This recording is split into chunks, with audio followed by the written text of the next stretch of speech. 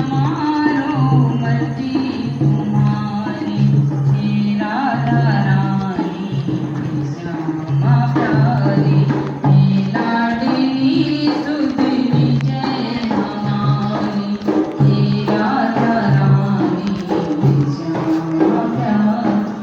दीनों की श्यामा रखवारे तुम हो, मेरे जीवन की आधार तुम हो। दीनों की श्यामा रखवारे तुम हो, मेरे जीवन की आधार तुम हो। रातों की तुमने बिगड़ी संवारी, हे राधा रानी श्यामा प्यारी। रातों की तुमने बिगड़ी संवारी, हे राधा रानी श्यामा प्यारी, हे लाडली सुधरी जय हमारी, हे राधा रानी श्यामा प्यारी, हे लाडली सुधरी जय हमारी, हे राधा रानी श्यामा प्यारी। बोलो राधा रानी सरकार की जय, वृंदावन बिहारी लाल की जय।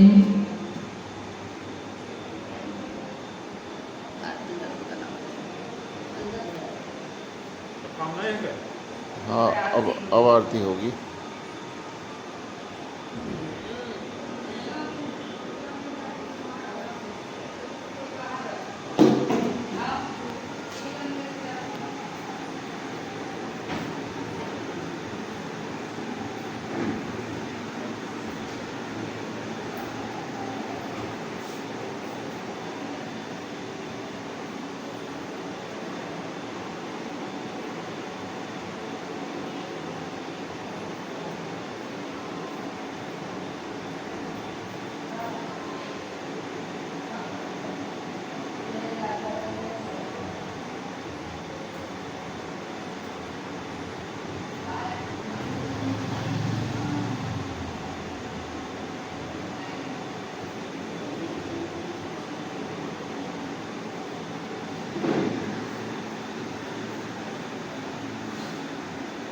बस में कर लिया, वो कभी भी जीवन में मान। ये हमारे दो पैर हैं, एक स्वर्ग की तरफ को जाता है और एक नरक की तरफ को जाता है। ये हमें पता है कि हमारा पैर किस तरफ को जा रहा है। अगर आप अच्छे काम करते हो, भगवान का नाम लेते हो, दूसरों की मदद करते हो, दया आपके अंदर है, तो समझ लो कि आप स्वर्ग की ओर बढ़ते हुए जा रहे हो।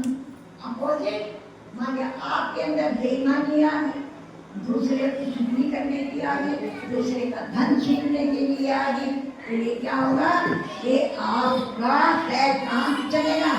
ये नरक की तरफ आपका, ये आपके ऊपर निर्भर करता है। आप नरक में जाना चाहते हो या नरक में जाना चाहते हो, ये आपके बस की बात है, भगवान के बस की बात नहीं है। जब हम बदलेंगे युग बदलेगा, हम सुधरेंगे युग सुधरेगा। जब हम ही नहीं बदलते तो युग क्या बदलोगे। हम सारे दिन झूठ बोले तो दूसरे को कैसे कहेंगे भाई तुम झूठ ना बोलो, हैं? पहले अपना सुधार करो। गुरुदेव ने एक ही बात कही, बेटे पहले अपना सुधार करो, फिर समाज में जाओ, फिर उनको बताओ। तुम्हारे अंदर जो तुम किसी को बताने के लिए जा रहे हो, वो रुचि तुम्हारे अंदर तो नहीं है, वो तुम्हारे मुंह पर निकलता, बाहर निकल चुका है। अरे नहीं, बकवास करे सारे दिन, तो अपने आप झूठ को डरते रहे, झूठ ना बोलो, अपने आप जो बेईमानी करे, हमें कैसे ना करे। तो कहने का मतलब ये है बेटा, पहले अपने को है। तो ये आप थोड़े अन्य सच मान लो। आज एक संकल्प लेकर के जाएंगे यहाँ से कि गुरुदेव के जो विचार हैं उनको घर घर तक पहुँचाएंगे, अपना उद्धार करेंगे और अपने पड़ोसी का भी उद्धार करेंगे। आपके पास जो बैठेगा, आपको क्या बनना है, आपको पारस बनना है। जब लोहा पारस को छूता है तो क्या बन जाता है बेटे, सोना बन जाता है। क्या बन जाता है, सोना बन जाता है। आप भी सोना बनिए, जो आपको छुए, जो आपकी संगति में बैठे, वो भी आपके जैसा ही सीधी सीधी। तो आज आप मैं अपनी बहनों का, अपनी बेटियों का बहुत बहुत आभार व्यक्त करती हूँ कि अपना शाम का कीमती समय निकाल करके भगवान के खेत में अपना समय होने के लिए यहाँ आए। आइए दीप यज्ञ जो है प्रारंभ करें। एक साथ सभी गायत्री मंत्र बोलेंगे। कमर सीधी करें, आंखें बंद करें। ओम भूर्भुवः स्वः तत्सवितुर्वरेण्यं भर्गो देवस्य धीमहि धियो यो नः प्रचोदयात्।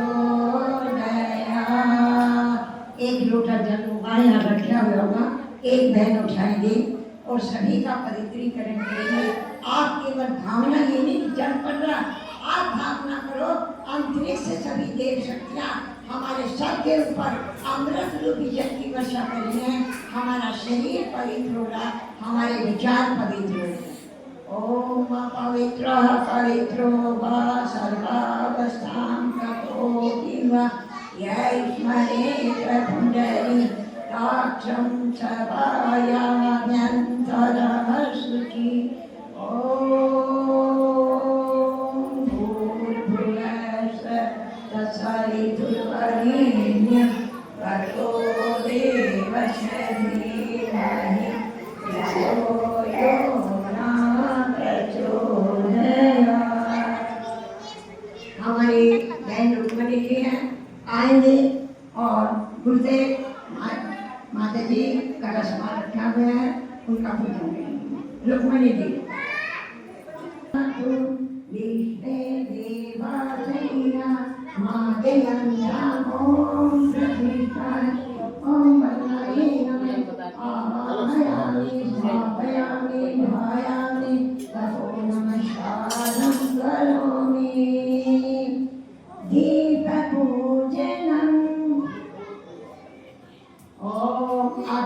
ज्योति ज्योतिरग्नि स्वाहा।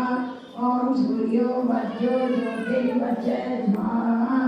ओम अग्नि वज्रो ज्योतिर्वज्र स्वाहा। ओम सूर्यो वज्रो ज्योतिर्वज्र स्वाहा। ओम ज्योति सूर्य सूर्यो ज्योति स्वाहा।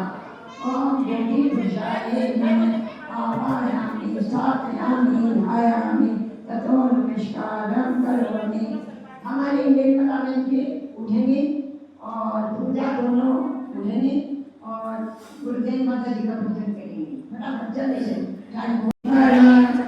गुरुदेव परम ब्रह्म तस्मै श्री गुरवे नमः।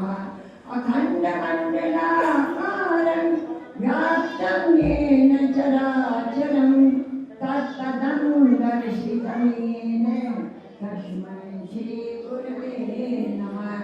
मातृभद्रकालनेत्री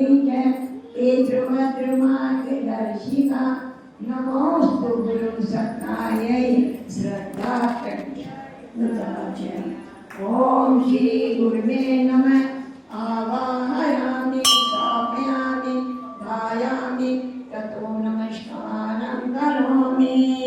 वेदमातृ त्र्यक्षरे ब्रह्मवादिनी गायत्री छन्दसहमाता ब्रह्मयोनिर्नमोऽस्तुते। ओम श्री गायत्र्यै नमः। आवाहयामि स्थापयामि ध्यायामि ततो नमस्कारं करोमि। सभी बहनें भावना करें कि सात वस्तुएं हमें गायत्री माता वरदान के रूप में सबको दे रही हैं। आंखें बंद करें, हाथ जोड़ें और भावना बनाएं।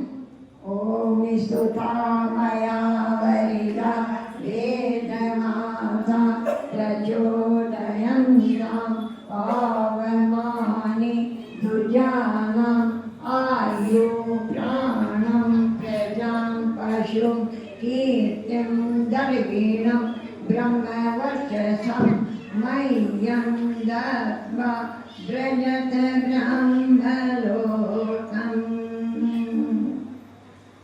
सभी गाना जाएंगे और हमारी बिटिया सबको तिलक लगा रही है, कलवा करी दीक्षाप्नोति दक्षिणा दक्षिणा श्रद्धामाप्नोति श्रद्धया शतमाप्यते। आइए सभी देव शक्तियों को हाथ जोड़ करके नमन करेंगे। नमः सभी बहनें बोलेंगे। ओम सिद्धि बुद्धि सहिताय श्री मनमागणाधिपते नमः। ओम लक्ष्मी नारायणाभ्याम नमः। ओम उमा महेश्वराभ्याम नमः। ओम वाणी हिरणागर्भाभ्याम नमः। ओम शचि पुरंदराभ्याम नमः। ओम माता पितृचरण कमलेभ्यो नमः। ओम कुल देवताभ्यो नमः। ओम इष्ट देवताभ्यो नमः। ओम ग्राम देवताभ्यो नमः। ओम स्थान देवताभ्यो नमः। ओम वास्तु देवताभ्यो नमः। ओम सर्वेभ्यो देवेभ्यो नमः। ओम सर्वेभ्यो ब्राह्मणेभ्यो नमः। ओम सर्वेभ्यो तीर्थेभ्यो नमः।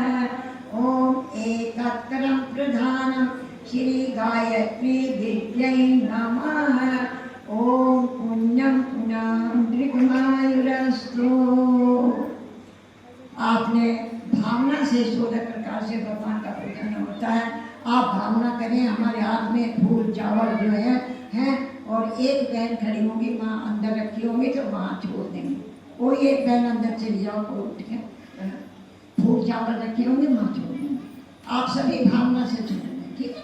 आप हाथ में करें, हमारे पास धूप दीप चावल फूल सब है। ओम धूपम दीपम नैवेद्यम समर्पयामि ततो नमस्कारं करोमि। सभी देव शक्तियों को एक बार नमन करेंगे।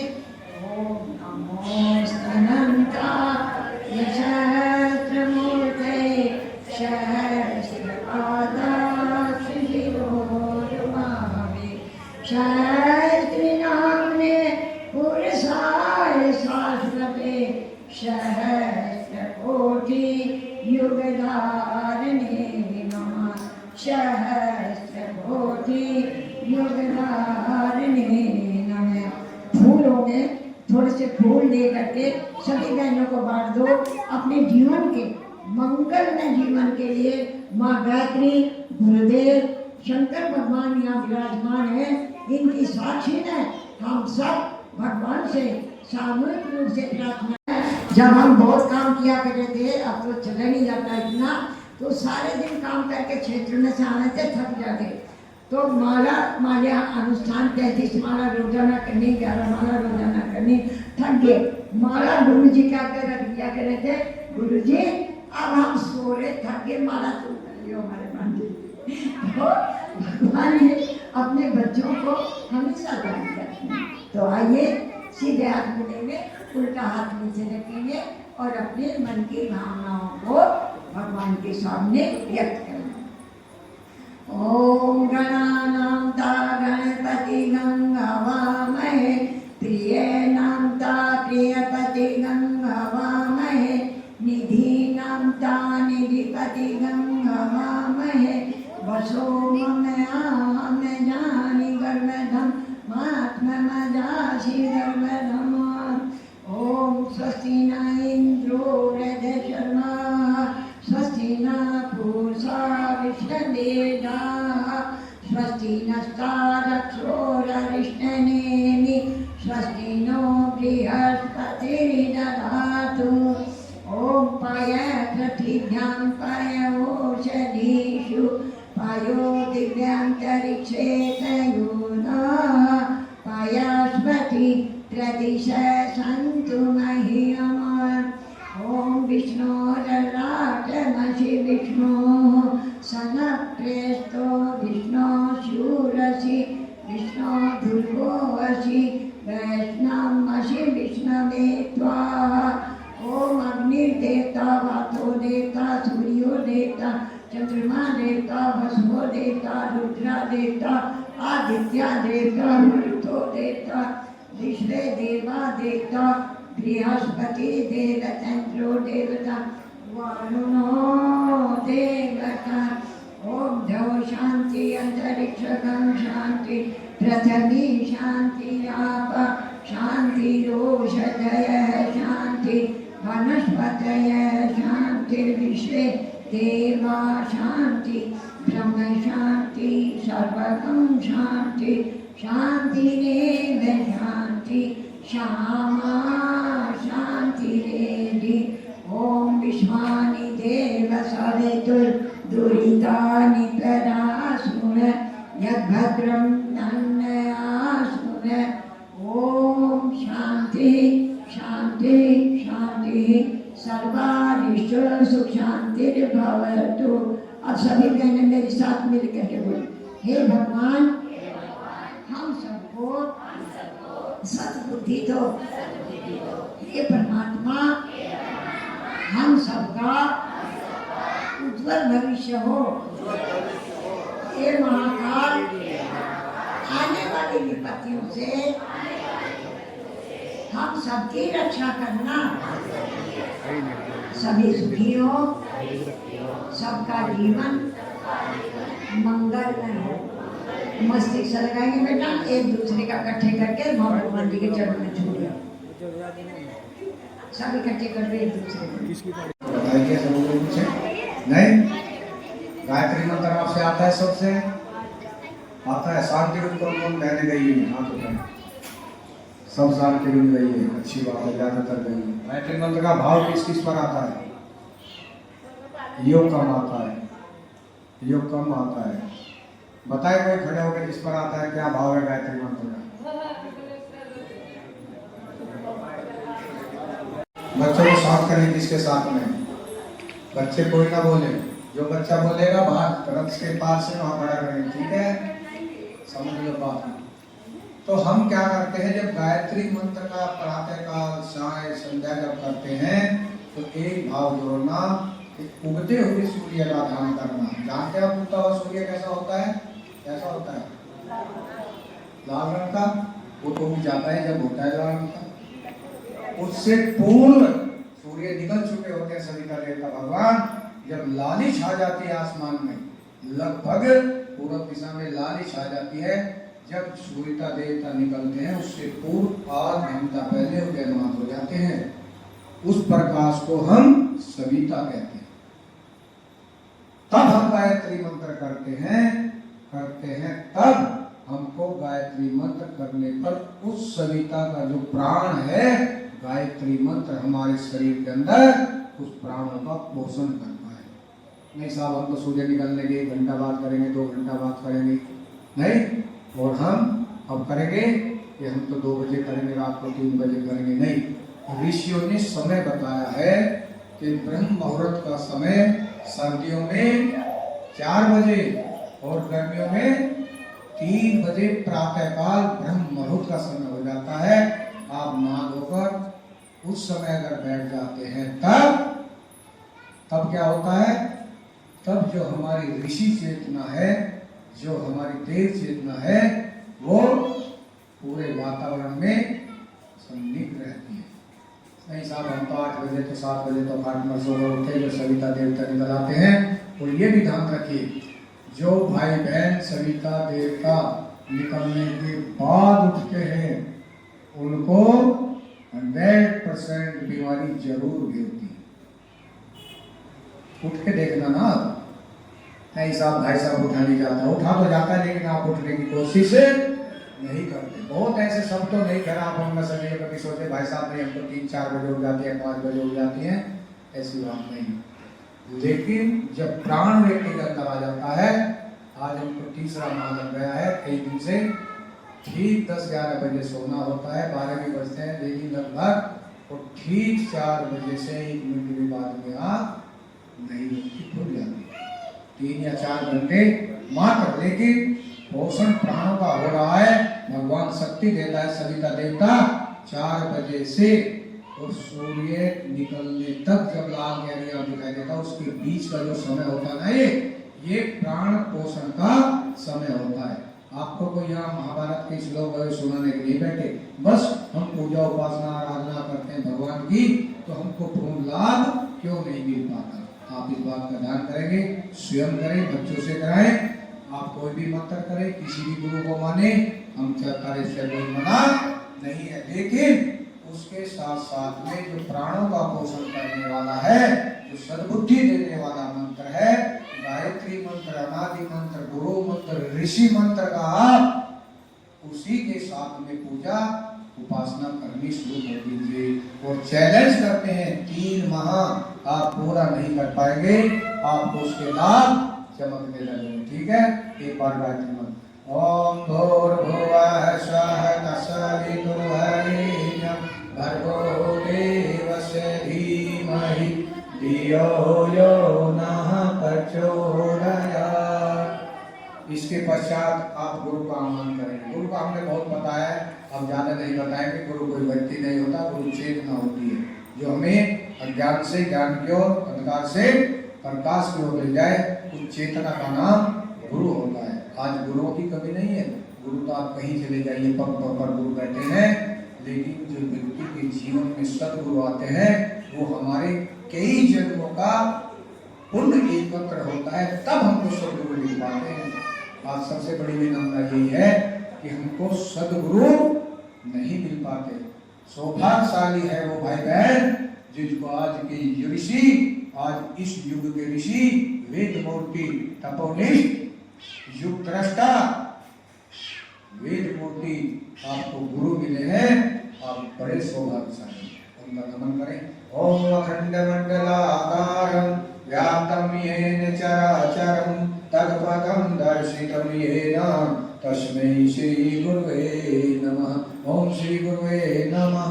आवायामि स्थापयामि ध्यायामि ततो नमस्कारं करोमि।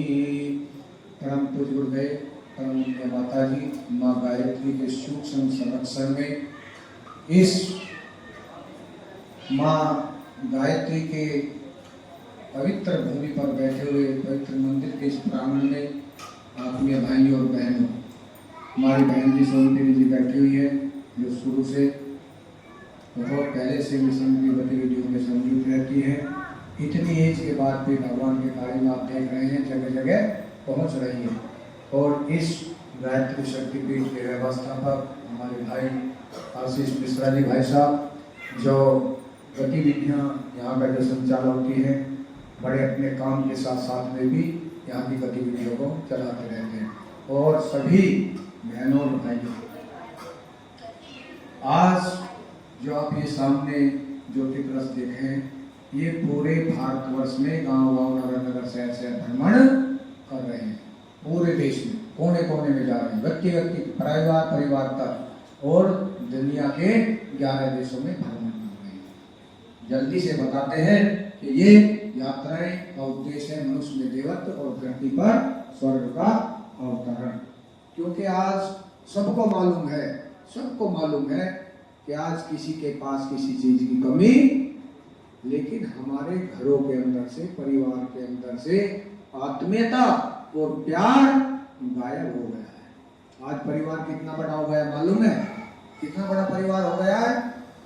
पति पत्नी और उनके 2 बच्चे या 1 बच्चा, बस यही परिवार हो गया। ये परिवार नहीं है। पूज्य गुरुदेव ने कहा कि ये परिवार जो है, पूरा देश और दुनिया एक परिवार है। पूज्य गुरुदेव ने कोई संगठन नहीं बनाया, 15-20 करोड़ भाई बहनों का जो एक परिवार बनाया है, इसी का ही नाम है गायत्री देव परिवार। आप देख लीजिए, आज रिश्तेदार की सहायता करने को तैयार नहीं है, सगा भाई की सहायता करने को तैयार नहीं है, लेकिन गायत्री परिवार के अंदर किसी भी भाई को किसी तरह की अगर परेशानी आ जाती है तो उसके दुख सुख में खड़ा मिलता है। इसको कहते हैं देव परिवार। ठीक है, तो हम भी क्यों ना इस विशाल परिवार में सम्मिलित हो जाएं, और जो सामाजिक परिवार है उसमें चाचा, ताऊ सब कुटुंब एक पूरा परिवार हुआ करता था। नहीं, पूरे गांव में ज्यादा से ज्यादा 2 परिवार होते थे। एक बाबा के 2 परिवार चले आ रहे थे, लेकिन आज वे घर तक बट गए हैं, वो सब सीमित हो गए हैं। नहीं, आज पहले क्या होता था कि भाई के लिए ढूंढ देता था, नहीं, और एक आपने देखा भी होगा कि जब भगवान राम को राज तिलक हो रहा था तब एक ऐसा चिंतन आया कि उस छोटे से विकृत चिंतन ने राजा राम को गद्दी पर बैठते सब मुहूर्त देखा गया, तैयारी हो गई और जाना कहां पड़ा? क्यों जाना पड़ा? इसलिए जाना पड़ा कि केकई के आप सोचते हैं कि केकई के स्वार्थ के कारण नहीं, केकई राम को इतना प्यार करती थी जितना अपने सगे पुत्र भरत से नहीं करती थी, लेकिन ये कोई समझ नहीं पाता है कि केकई ने श्री राम को पुरुषोत्तम भगवान श्री राम अगर स्थापित किया है तो वो केकई के कारण है। अगर केकई वरदान ना मांगती उस समय तो शायद वो श्री राम होकर न जाते। और हमारी जो संस्कृति है दो ही संस्कृति के ऊपर आधारित है। कौन सी? एक ऋषि संस्कृति और एक कृषि संस्कृति। अब आपसे अगर पूछा जाए कि भगवान श्री राम के पिताश्री का क्या नाम था? क्या नाम था? राजा दशरथ। कितनी सुंदर बात है, सब जानते हैं, हम लोग भूल ही लेते बंधन ज्ञान। और माता सीता के पिता का क्या नाम था? जनक। क्या बात है, जोरदार ताली बजाइए सबके लिए। आपने बताया कोई बात नहीं, किसी भाई को कोई इमरजेंसी है तो कोई बात नहीं, बस 5 मिनट में ये कार्यक्रम की पूर्ण आहुति है, सिर्फ दीप जला लेंगे, आहुति दे देंगे। अगर कोई इमरजेंसी है तो जा सकते हैं, कोई बात नहीं। सबको मालूम है कि भगवान राम के पिता का नाम राजा और माता सीता के पिता का नाम पक्का? दोनों सवाल गलत।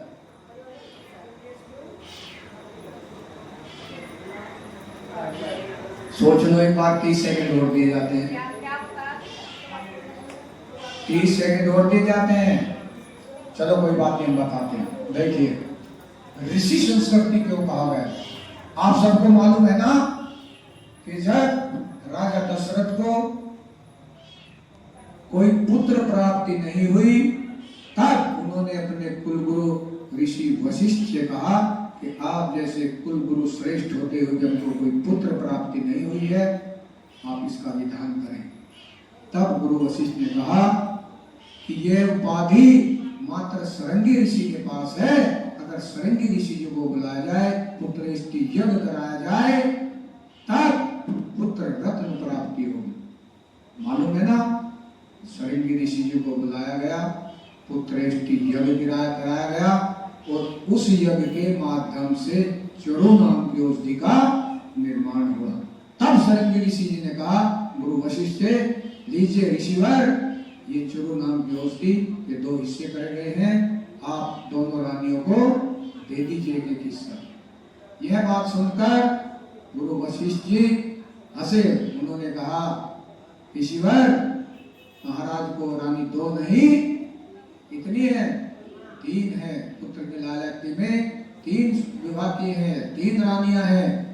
तब सरंगी ऋषि ने क्या किया कि दोनों चरु औषधि में से थोड़ा थोड़ा हिस्सा लेकर मध्यवर्ती रानी शकुंतला को दिया और एक एक हिस्सा जो पहले किया था वो किसको दिया? कौशल्या और केकई को दिया। हमारा इतिहास साक्षी है कि कौशल्या केकई को 1-1 और सुमित्रा को 2 पुत्र रत्न प्राप्ति हुई। इसलिए भले ही नाम राजा दशरथ का हो, नहीं राजा उसका हो, लेकिन भगवान श्री राम ऋषियों की संतान थे। ठीक है? मां सीता का अवतरण आप सबको मालूम है। जब अकाल पड़ा तब वहां के पंडितों ने कहा राजन, राजा और रानी दोनों मिलकर अगर सोने का हल चलाएं तब क्या होगा? वर्षा होगी। ऐसा ही था ना? राजा रानी ने दोनों ने हल चलाया और हल का जल एक जगह घड़े से टकरा गया और माता सीता की उत्पत्ति हुई। तो कौन कहता है राजा जनक के यहाँ तो पाली है? उन्होंने उनको जब चला रहे थे तो उनको पाली गई, लेकिन ये कहानी लंबी है कि माता सीता इसकी पुत्री थी। जब रावण ने उन ऋषियों का उन देवताओं का खून उठकर इकट्ठा किया, घर में महल में रख दिया। महारानी मंदोदरी को रात को जब प्यास लगी तो राजा दासी ने भूल से वो पानी की जगह वो रक्त रानी पी गई, गर्भवती हो गई। जब बच्चा अपना हुआ तो अपना वो छुपाने के लिए कहीं बेइज्जती हो जाएगी, अपने कहां से पूरे राज्य से बाहर ले जाकर घड़े में उसको रखकर कहां दबाया गया, राजा जनकपुर में नहीं। तब जैसे भगवान राम जी श्री पुरुषोत्तम राम बने, ऐसे ही माँ सीता का अवतरण किसी संस्कृति पे हुआ। ये लंबी बात है कि क्या होता है, इसलिए हमको ये हमारा इतिहास बताता है कि वास्तव में हमारी संस्कृति कौन सी है। बोले गायत्री माता की।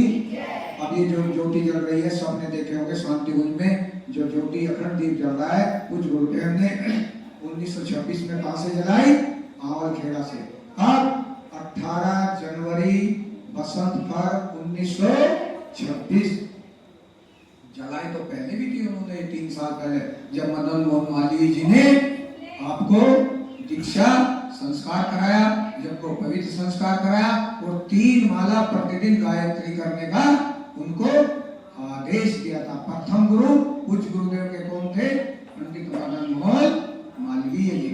जब 3 वर्ष उनको करते हो गए साधना, जब उनकी आयु 15 वर्ष की हुई, तब 18 फरवरी 1926 को बसंत पर्व के दिन प्रातःकाल वो देवात्मा हिमालयवासी ऋषि सत्ता स्वामी सर्वेशानंद जी प्रकाश पुंज के रूप में वो जो कोठड़ी में पूजा कर रहे थे, ज्योति जलाई थी दीपक, उसके अंदर से प्रकट हो गए, ज्योति के रूप में प्रकट हुए।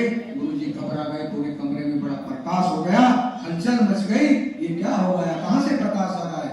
30 सेकंड के बाद में उस ज्योति से 6 फुट की आकृति स्वामी सर्वेशानंद, जिनके बड़े बड़े केस आप देख रही हैं, उन्होंने आशीर्वाद के रूप में हाथ उठाया और कहा, बेटा घबराने की आवश्यकता नहीं है, हम आपके 3 जन्मों के गुरु हैं। आपका अवतरण साधारण काम के लिए नहीं हुआ है, आपका अवतरण किसी विशेष काम के लिए हुआ है। इसलिए उन्हीं के सानिध्य में संघर्ष में कुछ गुरुदेव ने 3250 पुस्तकें लिखी, 24 लाख के 24 महापुरुषन किए, 5000 गायत्री शक्तिपीठों का भूमि पूजन और उद्घाटन किया, 4 बार देवात्मा हिमालय गए और जितनी भी देश और दुनिया में उन्होंने कार्य किया है, 80 वर्ष का कार्य 80 वर्ष का कार्य 800 साल के बराबर किया है। कोई व्यक्ति नहीं, कोई शक्ति ने काम किया है। आप अभी समझे नहीं है, आप तो गुरु जी को मात्र एक तस्वीर मानते हैं, उनको तिलक लगाते हैं, उनके सामने अगरबत्ती हिलाते हैं और कहते हैं गुरु जी गुरु जी गुरु जी।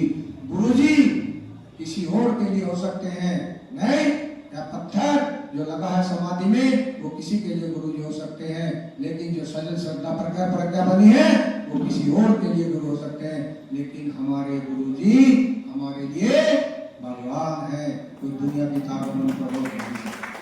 तो देवी और भाइयों, आज हम सबका सौभाग्य आया है, ये ज्योति अगले वर्ष 2026 में अपने प्राकट से 100 वर्ष पूरे करने जा रही है। इस देश दुनिया में कोई दूसरी ज्योति नहीं है जिसने 100 वर्ष पूरे किए हो।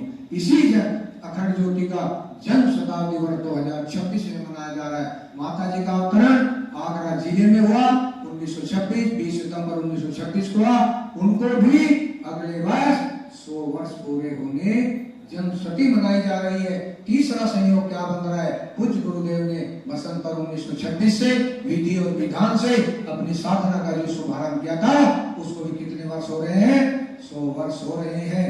इस कार्यक्रम में सम्मिलित होने के लिए भी देवता भी आस लगाए बैठे हैं, लेकिन हमको कैसे सम्मिलित होने का परम सौभाग्य मिले। ऋषि सत्ताएं भी गौर लगाए बैठी है, लेकिन आपसे बड़ा सौभाग्यशाली कोई हो नहीं सकता कि हम स्वयं अपने भगवान के साथ में जो मिलने का ये पावन अवसर मिला है, इसको हमको छूटना आपने अब तक किया या ना किया है।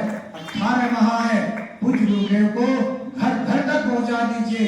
कहने का तात्पर्य क्या है, उनके विचारों को घर घर तक पहुंचा दीजिए। साहित्य के रूप में जो उन्होंने 3250 50 पुस्तकों का क्रांतिकारी लेखन किया है। एक पुस्तक कम से कम हर परिवार में पहुंचा दीजिए, बस इतना सही तो काम करना है। आपको कुछ वैदिक मंत्र बोलने हैं क्या? कोई नहीं करना है। अपने परिवार की सुरक्षा के लिए गायत्री मंत्र की कम से कम 1 माला, 3 माला, 5 माला, 11 माला, 9 माला, जितनी आप कर सकते हैं, आप जितना करेंगे उतना ही पाएंगे। लेकिन करना अवश्य। और बात अधिक नहीं बताएंगे, दीपक जलाएंगे, पूर्ण आहुति कराएंगे। क्यों?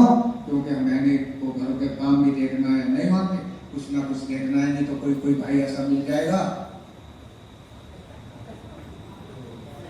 हंसी आ गई बात पर, तो कुछ और कहने वाले थे, तुमने क्या सोचा? मैंने कि कभी आज ही नाम लिख दिया आपका, पूरी भगतियों के लिस्ट में नाम लिख दिया, इसलिए समय अधिक नहीं लेते हुए आपसे निवेदन करेंगे। बहने जो दीपक लाए, एक दीपक जलाना है बहन को। कितने? एक दीपक। कहाँ है दीपक? कहाँ रखे? हम नीचे हो गए। अच्छा, ये इन दीपकों की बात नहीं कर रहे हैं। हमने तो अंतःकरण के ज्ञान का जो दीपक है उसको जलाने की बात की है। ये तो दीपक आपने जाने कितने जलाते हैं घर परिवार में। अब दीपावली आने वाली है, हजारों दीपक जलेंगे, लेकिन अंदर का दीपक जला क्या? जला क्या? वो तो बुझा हुआ है ना। वो बुझ कैसे रहा है? 2 बहनें एक साथ बैठ गई तो सास की इतनी तारीफ करेंगी कि सास तो कहती है मैं 1 साल पहले ही चलने का विचार बना लिया है। नहीं, और 2 सास एक जगह मिल गई और बहू की इतनी तारीफ करनी शुरू कर देती हैं कि बहू तो और दौड़ कर काम करती है। नहीं, इसलिए देवियों आज इसका एक मूल कारण है। अच्छा, यहाँ बहनें बैठी हुई हैं, किसी वो अपनी बेटी सबको प्यारी लगती है या नहीं लगती? ईमानदारी से कोई बात नहीं आप निकलिए। आप जो है बेटियां किसी की बुरी, बेटियां किसी की बुरी, जोर से बोले, बेटियां किसी की बुरी, बेटियां किसी की बुरी, लेकिन बहुएं इतनी बुरी कहां से हो जाती है? बहुएं इतनी बुरी कहां से आ जाती है? बताओ ना।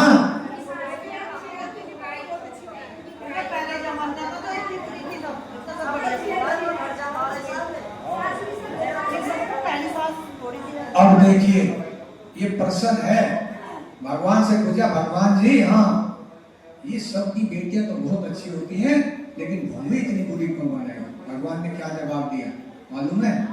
भगवान ने कहा कि बेटियां तो मैंने बनाई है। कौन देता है बेटियों को? भगवान देता है ना। और बहुएं किसने बनाई है?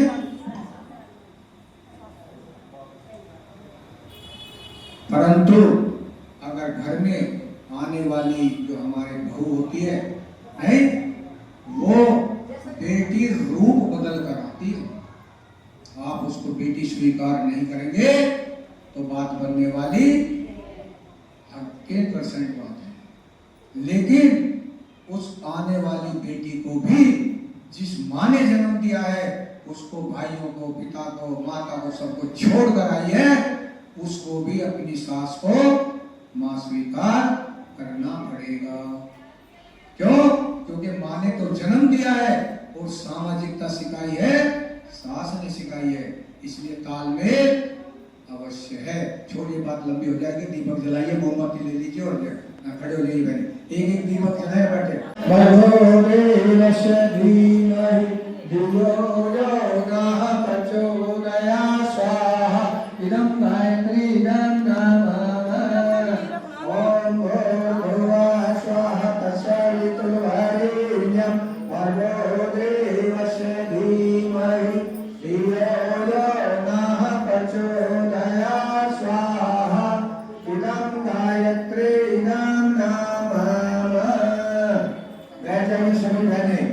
एक बहन दीपक जला लेगी, जो रह गए हैं बाकी आप बैठ जाइए 1 मिनट के लिए। पूर्ण आहुति हो रही है, पूर्ण आहुति में सब बैठ जाइए। ओम भूर्भुवः स्वाहा तत्सवितुर्वरेण्यं भर्गो देवस्य धीमहि धियो यो नः प्रचोदयात् स्वाहा। इदं गायत्री इदं नाम सूर्य भगवान के लिए। ओम भास्कराय विद्महे दिवाकराय धीमहि तन्नो सूर्यो प्रचोदयात् स्वाहा। इदं सूर्याय इदं नमः। महामृत्युंजय मंत्राहुति। बहनों से निवेदन है सब बैठ जाएं। एक विशेष